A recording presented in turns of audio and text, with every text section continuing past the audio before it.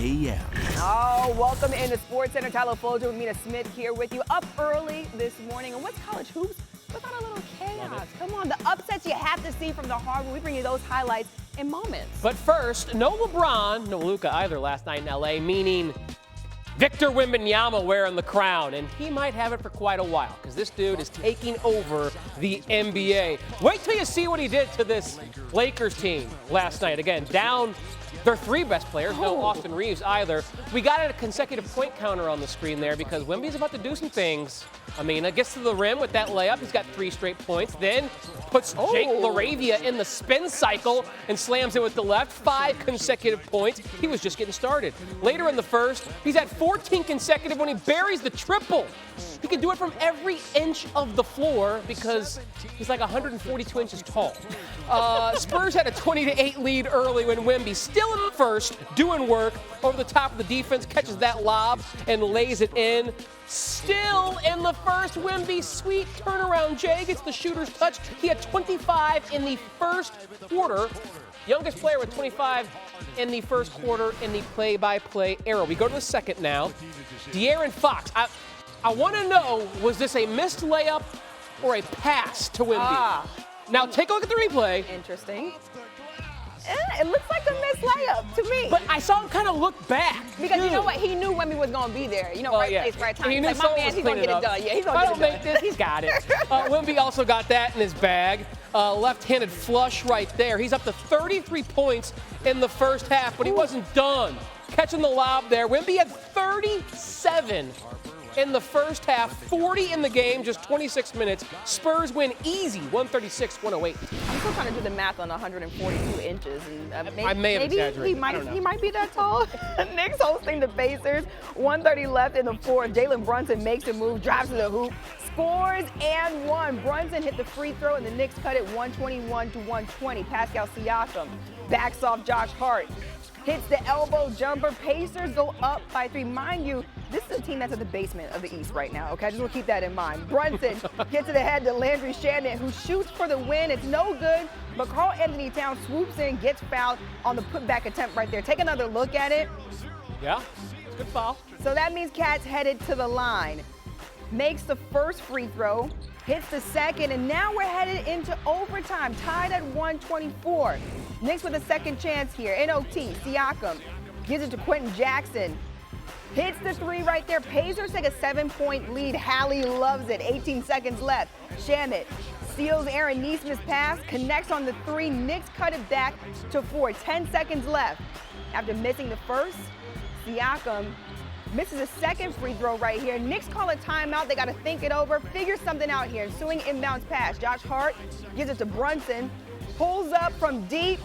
That one's good. Brunson finishes with 40 points. Knicks so close to a dub right here. 1 second left.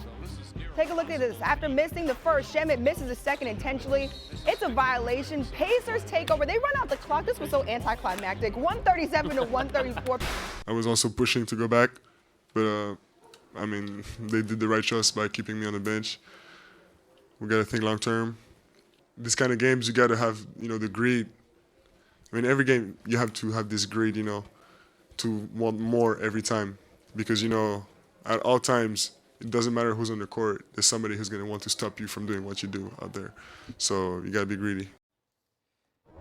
Dude's built different and built right. Wanted more after hanging 40 on the Lakers in 26 minutes. That's his second career game with 40 in 30 minutes or less. He's just the 7th player with those numbers in multiple games since minutes were first tracked, dating back to 1951. Anscape senior writer David Dennis Jr. helping us this morning on SportsCenter to break it down. David, it felt like Wemby could have scored 100 last night if he played a full complement of minutes. Can you put into context what we saw from him in that first quarter, first half?